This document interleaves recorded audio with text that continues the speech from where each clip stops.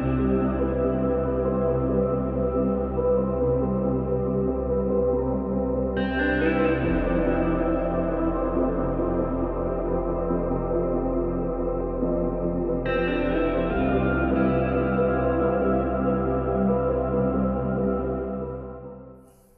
meu querido amigo, olá, minha querida amiga, tudo bem com você?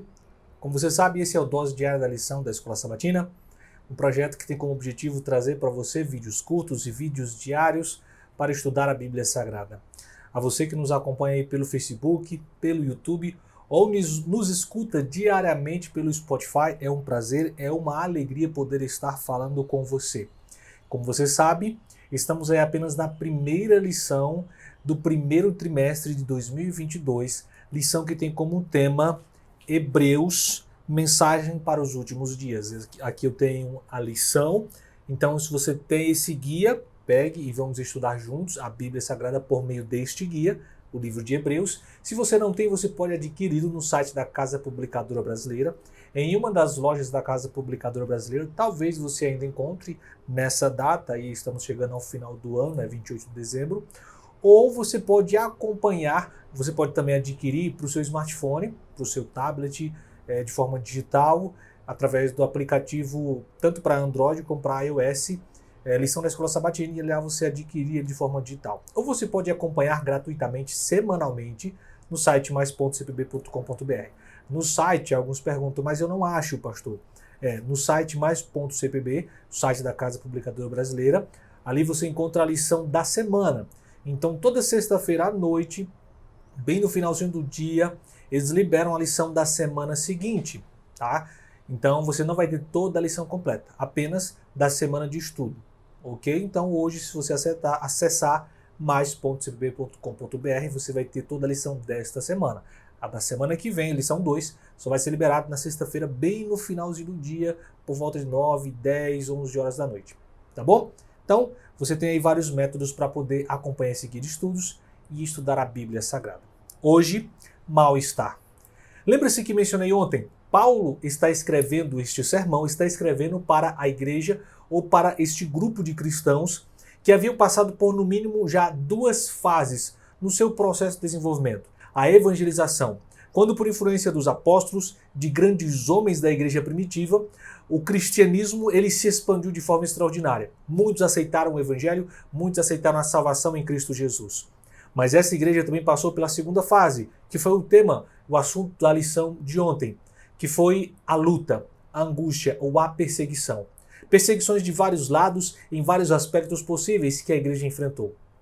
Agora, essa igreja estava chegando na terceira e última fase do seu processo, que é o desânimo, a desmotivação. Você já se sentiu desanimado? Já se sentiu desmotivado na sua caminhada cristã? Pois é, a igreja, aquele povo, já havia passado por muitas dificuldades, já havia sido atacado de forma verbal e, quem sabe, fisicamente, em todos os sentidos, em todos os lugares possíveis. Eles já haviam resistido firmemente na sua fé, diante de todas as acusações, diante de todas as lutas, diante de todas as dificuldades. Eles já haviam resistido na sua fé e já haviam vencido muitas dessas lutas, angústias e dificuldades. Mas chegou um momento em que, de tanta luta, de tanta insistência, em que de tanto conflito, de tanta angústia, de tanta perseguição, chegamos ao desânimo, chegamos à frustração. Já não existe mais forças nem físicas, muito menos emocionais, para vencer e continuar lutando por nós mesmos. As investidas, aos ataques dos inimigos, nos tornamos psicologicamente e espiritualmente mais vulneráveis aos ataques, às ofensas e às perseguições que enfrentamos. Então não é à toa encontrar, não só naquela época, cristãos que desistem da sua caminhada cristã, como ainda hoje muitos que acabam abandonando sua caminhada, porque depois de muito insistirem, depois de muitos lutarem, depois de continuarem se mantendo firme por muito tempo, eles simplesmente desanimam e desistem.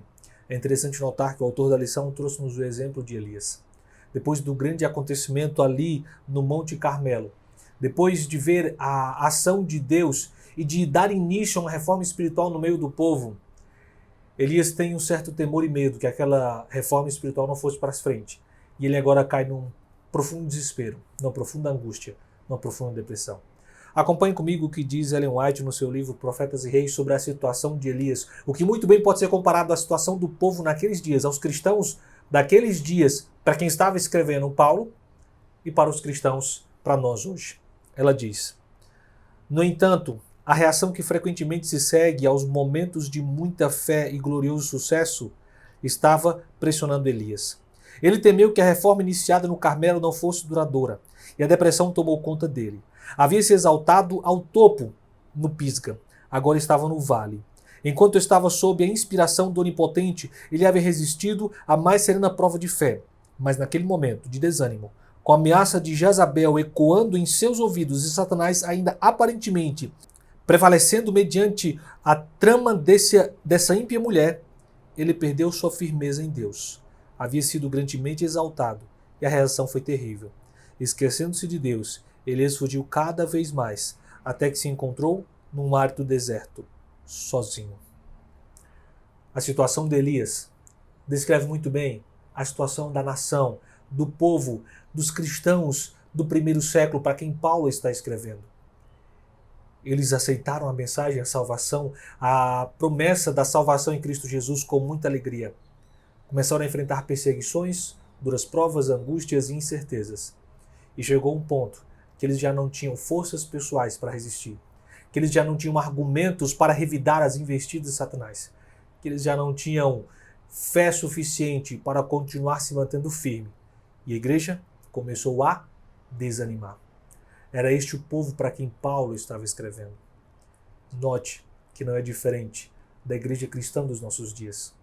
Muitos, na sua caminhada cristã, que aceitam e passam pelo mesmo processo que a igreja cristã estava passando naqueles dias, são evangelizados e aceitam a salvação em Cristo Jesus. Começam a enfrentar as primeiras crises, os primeiros problemas, as primeiras perseguições, quer sejam verbais, físicas ou emocionais. E depois de muito resistirem, chegam num ponto onde acabam se distanciando de Cristo por causa de tais perseguições e já não têm mais força para resistir. Desanimam, se frustram e começam, muitos, a abandonar as fileiras da sua caminhada, da sua igreja, abandonar a sua caminhada cristã. Talvez eu esteja falando para você, para alguém que está me ouvindo ou me assistindo, que está começando a entrar, quem sabe, na primeira ou na terceira fase deste processo, um processo de desânimo. Já resistiu muito, já lutou muito, já tentou de todas as maneiras possíveis manter-se firme na sua fé, nos seus princípios, na sua caminhada cristã, mas está chegando um ponto em que você já não aguenta mais, já não suporta mais. O desânimo, o desespero, a angústia. E assim como Elias tem se afastado de Deus e tem procurado um deserto distante para fugir dos problemas, da angústia, das dificuldades que o cercam e o permeiam, há uma carta especial para você também. Note, a carta, ou melhor dizendo, o sermão e a mensagem de Hebreus não é só para a igreja do primeiro século, é também para mim e para você. Então continue conectado conosco aqui no Dose Diária da Lição. Continue conectado na lição, na sua Bíblia Sagrada. E você vai desvendar nos próximos dias e nos próximos meses uma grande mensagem que Deus tem para esta igreja, para este povo que foi evangelizado, foi ou está sendo perseguido, que será ou está hoje vivendo um processo de frustração e desânimo espiritual. Há uma mensagem de Cristo para mim e para você. Por ora, oramos por você e pedimos que a graça de Deus alcance o teu coração, te motive e te anime todos os dias. Um grande abraço, fique com Deus e te esperamos aqui amanhã para continuarmos estudando a Bíblia Sagrada. Até lá.